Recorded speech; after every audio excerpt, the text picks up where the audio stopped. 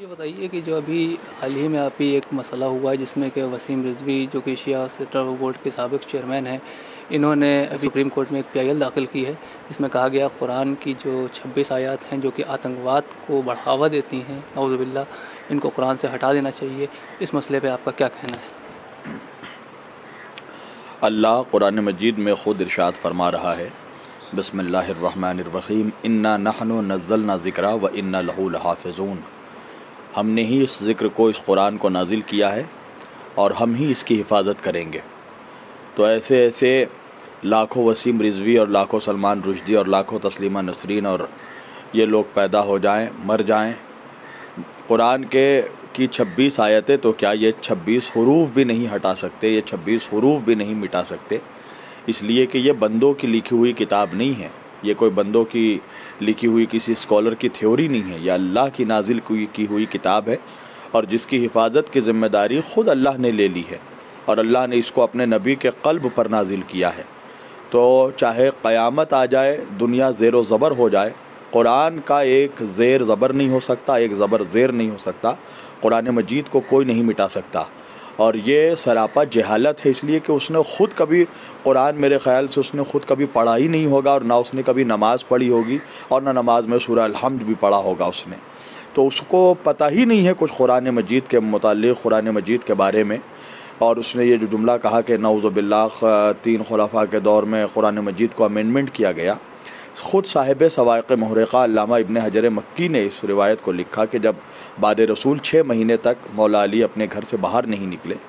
مولا سے پوچھا گیا کہ یا علی آپ گھر سے باہر کیوں نہیں نکلتے ہیں، تو مولا نے کہا کہ میں اس وقت تک اپنے گھر کے دروازے کے باہر ایک قدم نہیں رکھوں گا اور اپنے دوش پر ردا نہیں رکھوں گا جب تک میں قرآن کو جمع نہ کر لوں۔ بہرحال پھر خلافت سویم کے زمانے میں جب قرآن مجید کو جمع کیا گیا تو باقاعدہ وہ قرآن مجید کو مولا علی کے پاس پیش کیا گیا، اور مولا کائنات نے خود اس کی سند دی کہ یہ اللہ کی کتاب ہے، اس میں کوئی شک نہیں ہے۔ تو جب مولا علی نے تصدیق کی تو یہ کس طرح کا یہ شخص ہے، یہ صرف قرآن نہیں، یہ مولا علی کی گستاخی اس نے کی ہے، اس لیے کہ نعوذ باللہ اگر قرآن میں کچھ امینڈمنٹ کیا ہوتا تو علی وارث قرآن تھے، علی اس کو صحیح کر سکتے تھے، بدل سکتے تھے۔ تو جب مولا علی نے خود اس کو اس کی صداقت کی سند دے دی، اس پر اپنا مہر تصدیق ثبت کر دیا، تو پھر تو اب کوئی بات ہی نہیں رہ گئی، یہ قرآن ویسا ہی ہے جس طرح یہ قرآن مجید کو جمع کیا گیا، میرے آقا کے سینے پر نازل ہوا، اور وہی قرآن آج ہمارے پاس موجود ہے، اور آج بھی وارث قرآن انشاءاللہ آنے والا ہے، امام مہدی علیہ السلام کی دنیا منتظر ہے۔ تو یہ ایسے لوگ جو ہیں، میں سمجھتا ہوں شیعت کیا، اسلام کیا، ایسے لوگ بالکل مرتد ہیں، اور وہ شخص جو قرآن کی آیتوں کا منکر ہے یا قرآن کی آیتوں میں وہ شک و شبہات کا اظہار کرے یا اس کو دوسرے پرائے پہ زمانے کے سامنے پریزنٹ کرنا چاہے، ایسے لوگ بالکل مرتد ہیں، ایسے لوگ دائرہ اسلام سے خارج ہیں۔ لہٰذا ملت اسلامیہ ایسے لوگوں سے ہوشیار رہے، اور میں حکومت سے بھی یہ گزارش کروں گا، حکومت ہند سے، کہ ایسے لوگوں کے خلاف سخت سے سخت کارروائی کی جائے، اور قوم کو بھی ایسے لوگوں کے خلاف صدائے احتجاج بلند کرنا چاہیے کہ دوبارہ اس طرح کا کوئی فتنہ، ایسا کوئی فتنہ گر پیدا نہ ہو کہ جو پھر سے قرآن یا صاحب قرآن کے شان میں گستاخی کر سکے۔ پہلی بار نہیں یہ کر رہا ہے، اس سے پہلے بھی کر چکا ہے، اور کہیں نہ کہیں اس کو سپورٹ ہے حکومت کا، آپ کو ایسا لگتا ہے؟ دیکھیے، میں اس بات کو بالکل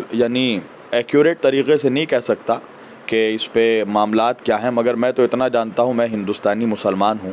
میں نے جب سے ہوش سنبھالا میں نے نہیں دیکھا کہ آج تک کسی ہمارے ہندو بھائی نے بھی قرآن کے خلاف کبھی کوئی PIL نہیں داخل کیا، کوئی پٹیشن نہیں داخل کیا۔ ہمارے ہندوؤں کے جتنے آرگنائزیشن ہیں، تنظیمیں ہیں، میں نے نہیں سنا کہ کبھی ہمارے ہندو بھائیوں کی تنظیموں کی طرف سے یا کسی پنڈت نے، کسی سادھو نے، کسی سوامی نے قرآن کے خلاف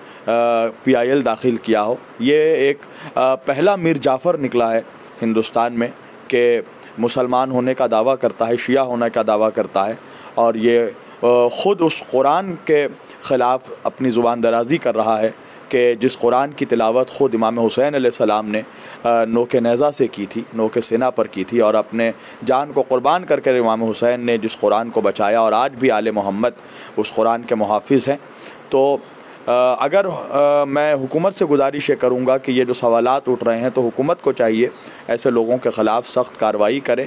ان کو جلد سے جلد جو ہے ان کے خلاف سخت کارروائی کی جائے، تاکہ حکومت بھی ہم لوگ یہ سمجھیں کہ حکومت کا اس کے پیچھے کوئی ہاتھ نہیں ہے۔ ہم سے بات کرنے کے لیے بہت بہت شکریہ اللہ۔